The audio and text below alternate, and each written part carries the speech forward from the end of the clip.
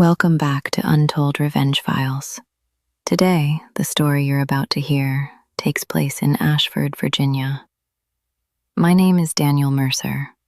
I'm 34 years old, and I'm about to tell you the story of how my wife disappeared on my birthday and came back smelling like another man's cologne, slurring words that would burn a hole through everything I thought we were. But let me start from the beginning. Because betrayal never begins with the betrayal. It begins with trust. The kind of trust you build brick by brick, year after year, until you're standing inside something you believe is unbreakable. I met Rachel Holloway when I was 26. She was a receptionist at a dental practice 2 blocks from the civil engineering firm where I worked. I walked in for a cleaning, and she smiled at me from behind the front desk, like I was the only person in the waiting room. She had this laugh, warm, full, the kind that made you feel like you'd said something genuinely clever, even when you hadn't. We talked for 10 minutes before the hygienist called my name. I left with a follow-up appointment I didn't need, and her phone number scribbled on a post-it note. We dated for 2 years, got married when I was 28. And for the first 4 years, I would have told anyone who asked that Rachel was the best thing that ever happened to me. I worked long hours. 12-hour days weren't uncommon, especially during project deadlines. I was helping design bridge reinforcement systems for a state infrastructure contract. Exhausting work, but I loved it. And everything I earned, everything I built, was for us. For the house in the Ashford suburbs, for the vacations we'd take, for the future family I imagined we'd have. Rachel worked part-time. She picked up shifts when she wanted to, dropped them when she didn't. I never pressured her. I figured we were a team. I carried the financial weight. She kept the house warm, kept things organized, kept me grounded. Or so I thought. Looking back, there were cracks I chose not to see. The way she'd roll her eyes when I talked about my work. The way she started spending more evenings out with friends without ever inviting me. The way she stopped asking about my day. Small things. The kind of things you file away and tell yourself aren't important because the big picture still looks fine. But the big picture was a lie. I just didn't know it yet. My 34th birthday fell on a Saturday. I had made reservations 3 weeks in advance at Luca's, a little Italian place downtown that Rachel and I used to go to when we were dating. I wanted it to feel special, not extravagant, just meaningful. I told her about it twice. She said she'd be there. I arrived at 7. Ordered water, checked my phone. 7:15, 7:30. I texted her, no reply. 7:45. I called, straight to voicemail. The waiter came by twice asking if I was ready to order. I smiled and said, just a few more minutes. By 8:15, I ordered a plate of pasta I barely touched. I sat there alone in a restaurant full of couples and families, the candle on the table flickering like it was embarrassed for me. Before I tell you exactly what Rachel did next, tell me, what time is it where you are right now, and where are you watching from? I'm really curious to see how far this story will travel. I drove home in silence. No music, no podcast, just the hum of the engine and the weight of something I couldn't name pressing against my chest. The house was dark when I got there. Her car was gone. I called again. Voicemail. I texted. Nothing. I sat on the edge of our bed, still in my dress shirt, still holding the receipt from a dinner for 1, and I waited. She came home at 2 in the morning. I heard the front door open, then stumble against the hallway table. A glass vase wobbled. I walked out of the bedroom and found her leaning against the wall, mascara smeared, hair tangled, reeking of vodka and something sharper underneath it, a cologne I didn't own. "Where were you?" I asked. My voice was steady, but my hands were trembling. She looked at me like I was an inconvenience, like I was a lamp she'd forgotten to turn off. "Out," she said. "Rachel, it's my birthday. We had reservations. You didn't answer your phone." She laughed. Not her warm laugh, something colder, something I'd never heard before. "I was with Mike," she said, swaying slightly. "And honestly, Daniel, Mike gave me what you never could." My stomach dropped. Not like a figure of speech. I mean, it physically dropped. I felt it fall through my body like a stone through still water. My throat closed, my vision narrowed. The hallway seemed to stretch and bend around me. "What does that mean?" I whispered. She didn't answer. She pushed past me into the bedroom and collapsed face first onto the bed, still in her shoes. I stood in that hallway for what felt like an hour. I didn't cry.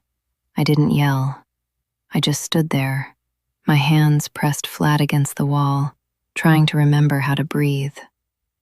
I had no idea that what I would uncover in the coming days would finally break me open and change everything I thought I knew about the woman I married. The next morning, Rachel acted like nothing happened. She made coffee. She scrolled through her phone at the kitchen table. She hummed a song I didn't recognize. When I walked in, she glanced up and said, "You look tired. Did you sleep okay?" I stared at her. I searched her face for guilt, for shame, for even a flicker of recognition that she'd gutted me 12 hours ago. There was nothing. Just the same casual, unbothered expression she wore when she was deciding what to order for lunch. "We need to talk about last night," I said. "What about it?" "You told me you were with someone named Mike. You said he gave you what I never could." She set her mug down and sighed. Not the sigh of someone caught, the sigh of someone annoyed. "Daniel, I was drunk. I don't even remember half of what I said. You're always reading into things. Mike is just a friend from Sarah's group. We all went out. I lost track of time. That's it." She said it so smoothly, so completely, like she'd rehearsed it. And for a moment, just a moment, I almost believed her. Almost let the rope slide through my hands again and told myself I was overreacting. That's what years of trust do. They make you fight your own instincts. But something had shifted inside me. That sentence, "Mike gave me what you never could," was lodged in my ribs like a splinter. I couldn't unfeel it.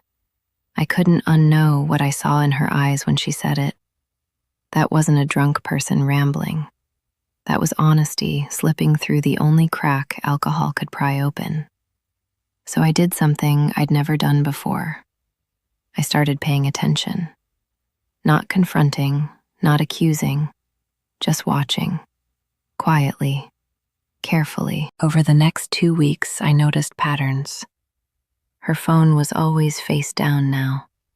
She'd leave the room to take calls. She started working late on days her office was closed. She showered the moment she got home, even if she'd only been gone an hour. Small things. But when you line small things up in a row, they start to form a sentence. One evening, while she was in the shower, her phone buzzed on the nightstand. I didn't plan to look, but the notification preview was right there on the screen. A message from someone saved as S, work. It read, "Last night was perfect. When can I see you again?" My hands went cold. I picked up the phone. Her passcode was still our anniversary.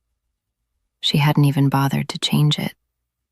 That detail hurt almost as much as what I found inside. Months of messages. not just with one person, with 3 different men. Mike, someone named Jared, and a third saved only as T. Each conversation had its own tone, its own version of Rachel. With Mike, she was the neglected wife whose husband worked too much and never touched her. With Jared, she was a free spirit trapped in a loveless marriage. With T, she was a victim of emotional abuse, painting me as controlling and cold. She had built 3 different lies, 3 different Rachels, each one designed to make a different man feel like her rescuer. I put the phone down exactly where I found it. I walked into the guest bathroom, closed the door, and pressed a towel against my face. I didn't scream. I didn't cry. I just breathed into that towel until my lungs stopped shaking. The next day, I called my cousin Marcus, a family law attorney based out of Ridgeway. I told him everything. He listened without interrupting. When I finished, he said one thing that rewired my entire approach. Daniel, don't react. Document. Every screenshot, every date, every inconsistency. You're not building an argument. You're building a case. So that's what I did. For the next 6 weeks, I became the most patient man alive. I screenshotted messages. I noted dates and times she left and returned. I saved receipts that contradicted her alibis. I kept a quiet, meticulous record of a marriage unraveling in real time. My coworker and closest friend, Travis Odom, noticed something was off.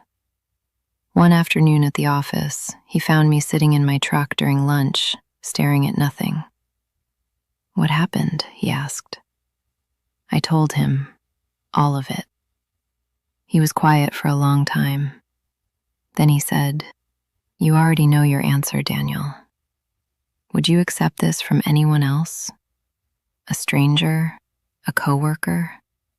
Why would you accept it from the one person who promised to never do it?" That night, I went home and removed our wedding photo from the hallway. I placed it face down in a drawer. Rachel didn't notice for 3 days. When she finally did, she didn't mention it.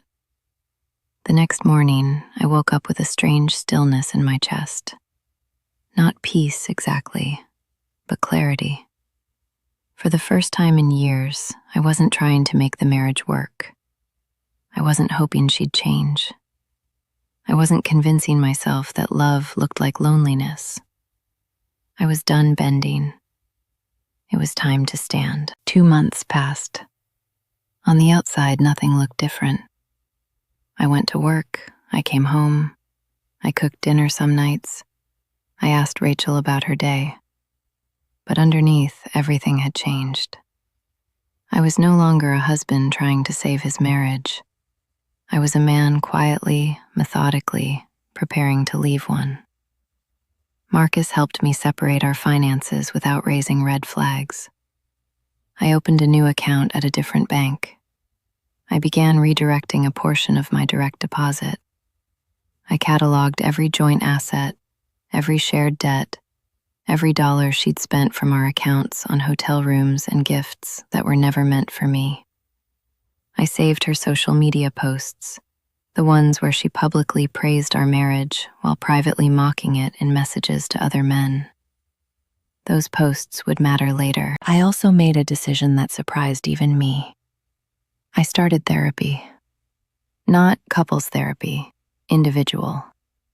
A counselor named Dr. Elaine Whitford in an office near my work. I went every Thursday at lunch. I didn't tell anyone except Travis.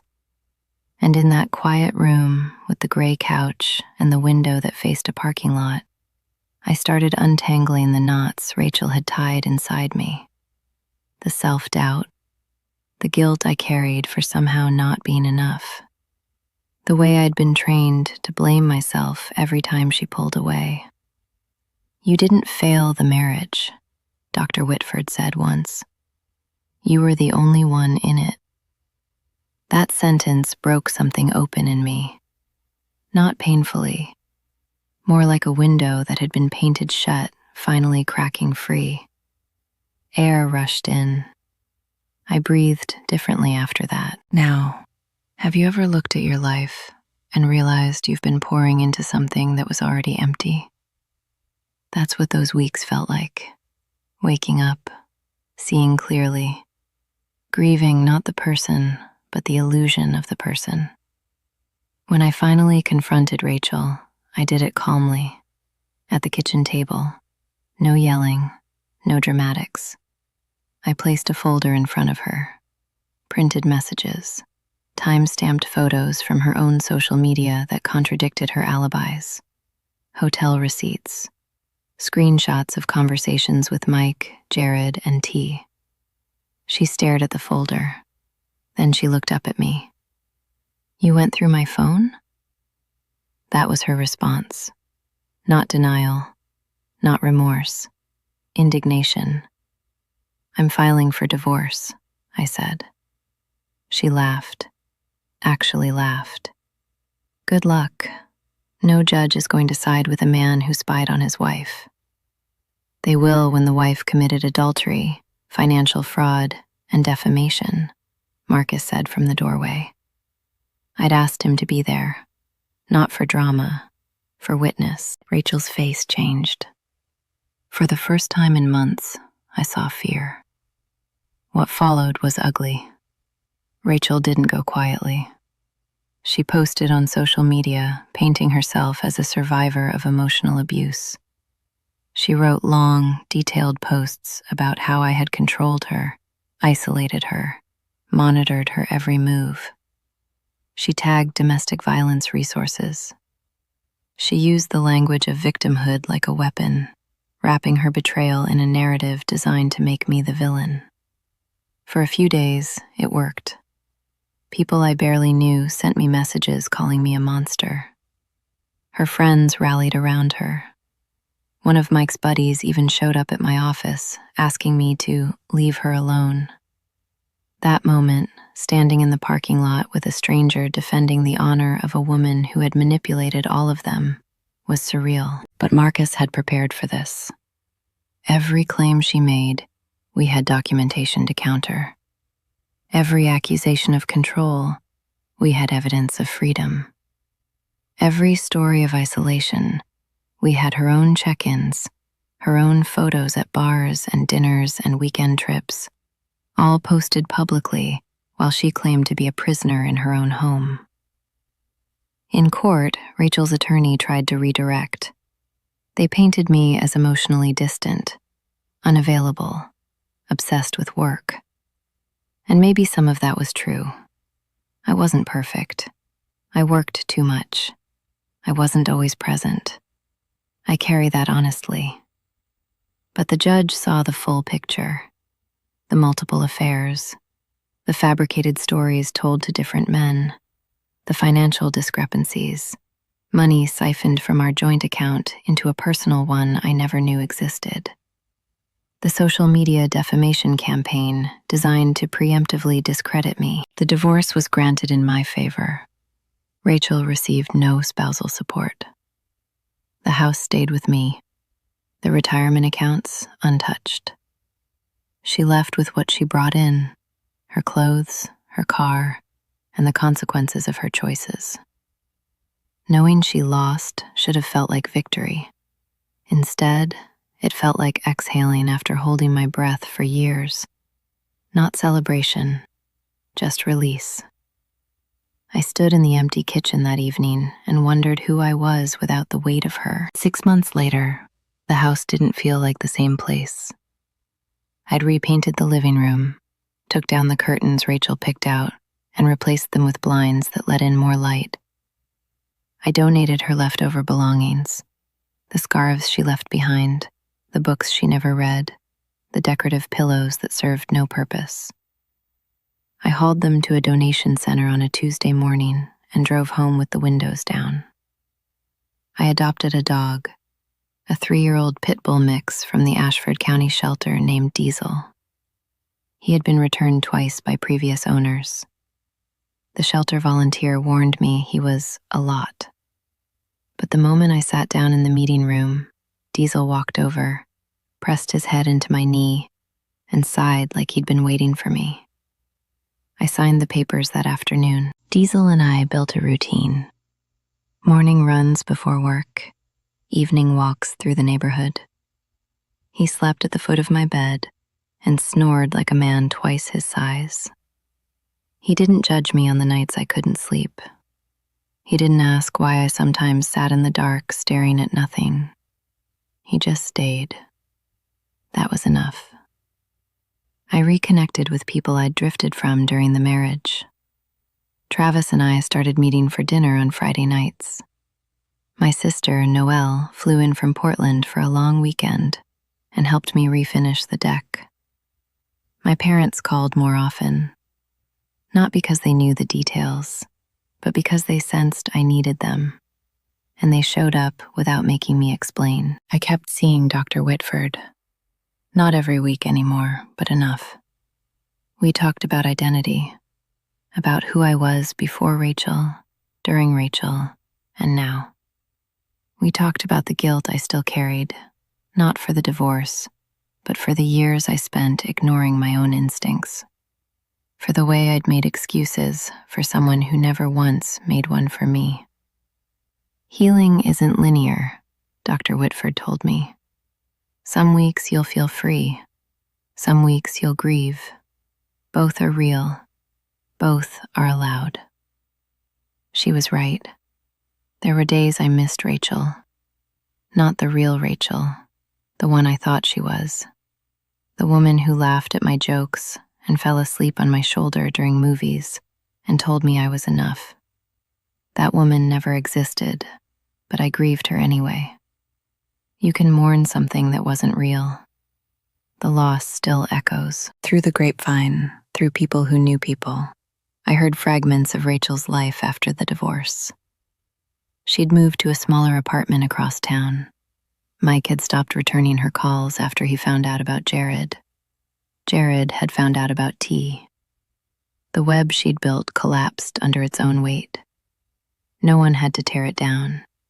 She'd woven it with lies, and lies don't hold. I heard she lost her job after the social media fallout.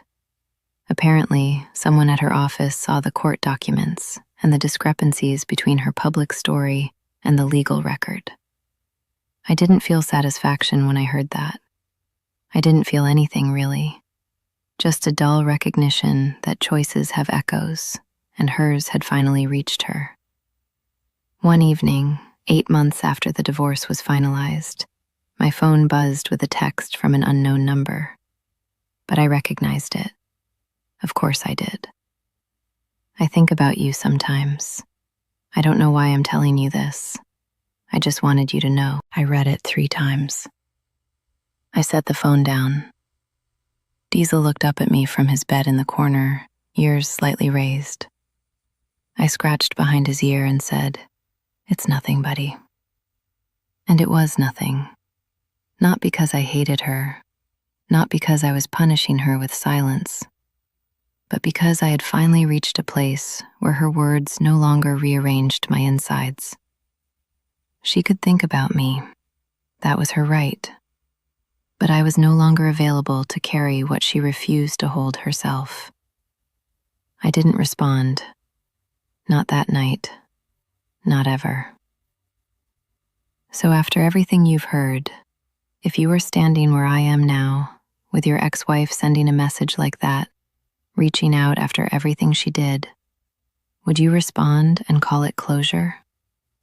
Or would you protect your peace and call it growth? Here's what I've learned, and I say this not from bitterness, but from the kind of clarity that only comes from walking through fire and coming out the other side. Betrayal doesn't just reveal who other people are. It reveals who you are when everything falls apart. It shows you what you'll tolerate, what you'll fight for, and most importantly, what you'll finally walk away from. Rachel didn't break me.